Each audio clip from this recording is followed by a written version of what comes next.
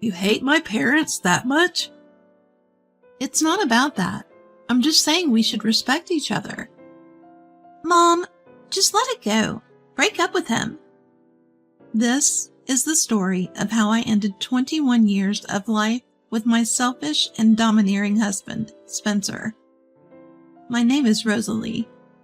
I'm a 45-year-old part-time housewife. I live with Spencer, who's the same age as me. Our daughter, Kelly, is 21. She's currently an apprentice hairstylist in New York. Spencer is a corporate guy, but he's had a good income since he was young, so we've never struggled financially. Because of that, I never complained about his many hobbies, like golf and skiing, filling up our garage. But Spencer never shared those hobbies with Kelly and me. Even after Kelly was born, he was rarely home on weekends. We never even ate together during the weekdays. He hardly attended any of Kelly's school events. He'd show up at sports day, but you could tell he didn't want to be there. And he was always yelling. If things didn't go his way, he'd raise his voice. He hated being criticized. Whenever I would speak against his selfish attitude towards Kelly, he'd get angry and kick things around. The anger in his eyes was genuinely frightening. I was always scared of that look. I thought about divorce many times, but I never had the courage. Plus, when he was in a good mood, he'd dote on Kelly, so I couldn't take away her only father. Looking back, I realized that I was probably just making excuses to justify my own laziness. Every summer and Christmas vacation, Spencer would enthusiastically take Kelly and me to visit his parents. His family runs their own business. Spencer, being the eldest son, didn't take it over. Instead, my brother-in-law and his wife run the business and live with my in-laws. Despite choosing the corporate path, Spencer seems to have a complex about my brother-in-law. In front of him, Spencer always brags about how great he is. But his family doesn't really care about Spencer's bragging. They just let it go in one ear and out the other. While I sat doing nothing, it was hard dealing with Spencer, who not only made me do all the chores at his parents' house, but also mocked me openly. Yet his family suddenly looked out for me. When we left, they would always say, "Thanks for coming." So despite Spencer's attitude, I didn't really dislike his family. In fact, I often wondered why Spencer was the way he was, given that his family was so great. My mom raised me on her own after my dad passed away when I was in the 8th grade. She was a part-time nurse's aide back then, but studied hard to become a registered nurse. She worked tirelessly to support me through vocational school. Thanks to her, I landed a job in caregiving. I deeply respect my mom for it. I live alone now, and my aunt, who is my mom's sister, lives nearby. I wanted to visit my family home too because I still worry about Mom. But Spencer, who would gladly spend days at his own home, always made sure our visits to my place were brief, just a couple of hours. And he'd grumble under his breath the whole 3-hour car ride. Spencer was all smiles in front of my mom, though, trying to look like a good person. Fed up with his behavior. "Let's spend our summer vacation visiting our own families separately," I suggested. But Spencer absolutely wouldn't have it. Tired of dealing with Spencer's short fuse, I started visiting my mom with Kelly when he wasn't around. Once Kelly passed her cosmetology exams and landed a job in New York, life with Spencer became even more unbearable for me. He suddenly became intrusive, focusing on our home life only after Kelly moved out. Even if I came home slightly late, he would yell at me. But he never stopped going out to play, even while he kept me tightly bound and continually berated me. On weekends when Spencer wasn't home, I actually felt relieved. Occasionally, when he returned home early and found out I hadn't prepared dinner, he would rage. "Couples should have their meals together. That's just common sense." I was stunned by his contradictions. Kelly has flown the nest. Even with my qualifications, I could make things work if I put my mind to it. Maybe it's time to seriously consider what lies ahead. Just as I began pondering this, my aunt called me early in the morning. She said she urgently needed to talk, so I immediately felt it was about Mom. After sending Spencer off to work, I headed straight for my parents' house. When I got there, both Mom and my aunt were present. Mom, who I hadn't seen in a while, looked a bit thinner. "What's going on?" Instead of Mom, my aunt spoke up. "Well, you see."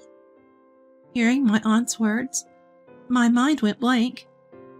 Mom has cancer and was given a year to live. I couldn't comprehend what my aunt was saying. As my mind swirled, Mom reassured me. "Don't worry. I've seen many people recover from this illness in my line of work. The survival rate is high," she said cheerfully with a smile. "Oh, you," my concerned yet frustrated aunt said. "Amelia is exaggerating." Mom playfully slapped her on the back, laughing. I was speechless, seeing Mom trying to keep the mood light. Then Mom reassured me. "Don't worry, we're fully insured, you know." Her words were full of conviction. When I looked into my mom's eyes, memories flooded back of how she'd supported me bravely without a word of complaint. Even after Dad passed away, tears began to flow uncontrollably.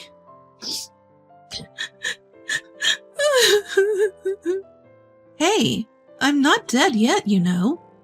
Mom tried to turn it into a joke, but I could see she was also holding back tears. My aunt was doing her best to keep it together, too. From that point on, my thoughts were consumed by Mom.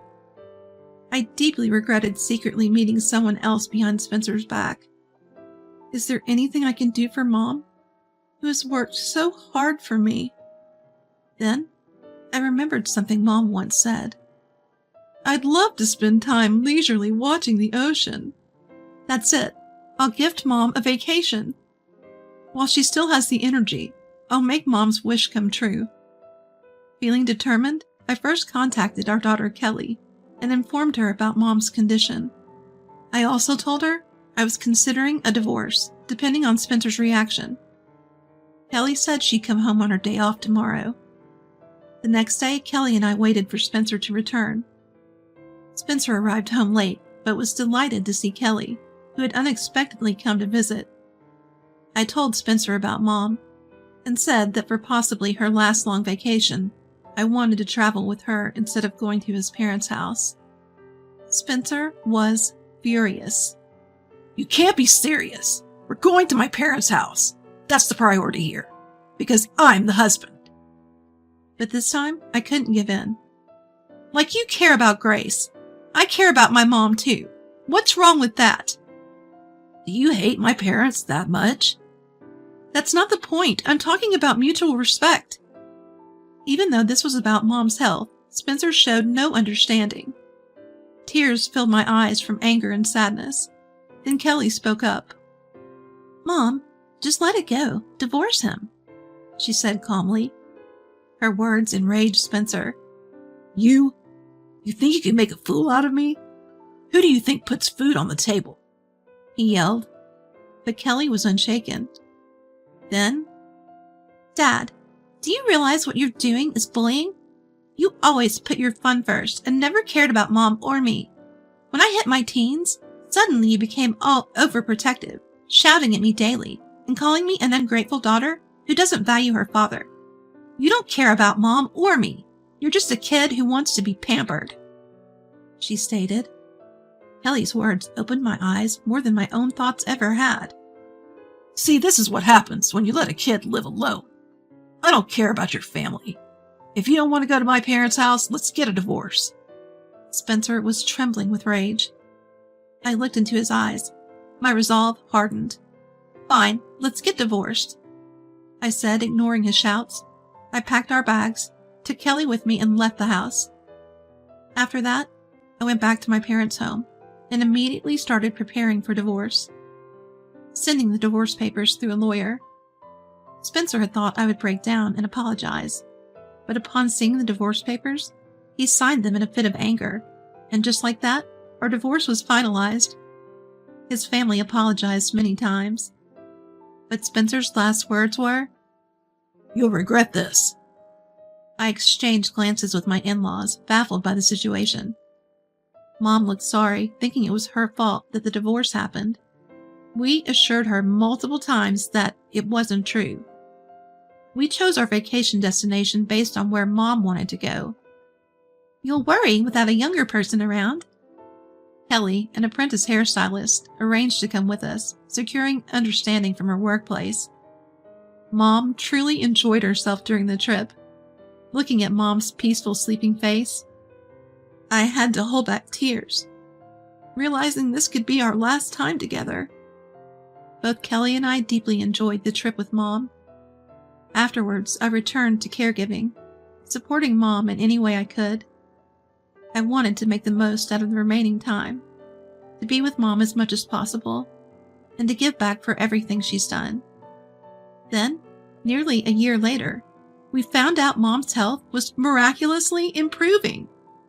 Mom and I held hands, shedding tears of joy. When I told Kelly, she broke into loud sobs over the phone. There are still precautions to take, but we decided to celebrate, aligning with Kelly's day off.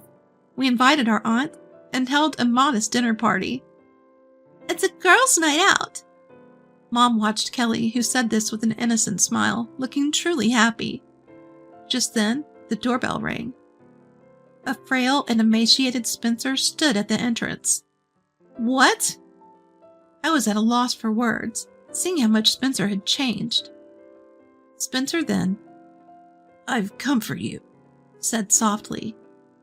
I was stunned, and I didn't know what to make of it when Kelly came over. "What are you doing? This doesn't involve you anymore. Just go." She raised her voice, trying to push Spencer out. Just as Kelly and I were about to push Spencer out, Aunt grabbed my hand. "Let's at least hear what he has to say," she said, smiling warmly at Spencer. "Are you kidding me? You know what kind of person he is?" Kelly raised her voice, to which Aunt whispered, "But it might be interesting," and grinned mischievously. Though unsure, we let Spencer in, knowing Aunt, who's pretty tough-looking, was close by if things got out of hand. Kelly and I exchanged looks, then allowed Spencer to enter the house. Spencer began talking without waiting for us to initiate the conversation. Here's what Spencer had to say. After my divorce with Spencer, he quickly started dating a hostess in her 20s from a nightclub. But as soon as he financially backed her dream of opening her own business, she vanished and stopped responding to his messages. Now in debt, Spencer turned to my family for help. But given the circumstances, they refused and even kicked him out, saying, "You brought this on yourself. Fix your own mess." To add insult to injury, he's also on the list for corporate downsizing and is being pressured to quit. It seems like he's running out of options. "You are the only one who truly loved and understood me," he said. "You're in a stable job in healthcare, right? Why don't we team up as a couple again and support each other? You were waiting for me, weren't you?" I was stunned and almost lost for words, but I managed to say, "We're not a couple anymore. We're strangers." Spencer retorted, "You weren't this cold before. If we can start over, we can even live together in this house. Right, Kelly? Wouldn't you be happy if your parents got along?" He even tried to get support from our daughter, Kelly. But Kelly simply stated, "No, I wouldn't be happy at all. In fact, I'm happier now that Mom laughs more living with Granny. I even look forward to coming to this house. So I'm happier now than when I was a child." She said this matter-of-factly. Spencer lowered his eyes and spoke in a shaky voice. "What should I do if even my own daughter says something like this?" I was really fed up with his melodramatic tone. I looked at Spencer and said, "When I was bedridden with a high fever, you didn't care and went out. When Kelly got injured, you did nothing and left it all to me. But when you caught a minor cold, you'd whine and seek attention. Like Kelly said once, you only think about being pampered. I have no intention of getting back together with someone so selfish and immature. My words flowed more smoothly than I had expected. Upon hearing this, Spencer stood up, glaring at me with his eyes filled with rage. Who do you think you're talking to? You people are getting too cheeky. Just shut up and do as you're told. He screamed. I wondered why I'd been scared of him for so long. I wasn't afraid of Spencer anymore. Keeping my composure, I told him, "Please leave." Spencer screamed, You've got to be kidding me! He then grabbed a piece of fried chicken in front of him and hurled it at me. It felt uncomfortable as the oil splashed on my face. In that moment, something snapped inside me and I stood up. But my mom grabbed my arm and leaned in. Then she told Spencer, "I really want to throw something at you right now, Spencer. But I care too much about Rosalie and Kelly to stoop to your level. If you value yourself, maybe it's time to learn a different way to love." Her voice was soft but filled with resolve.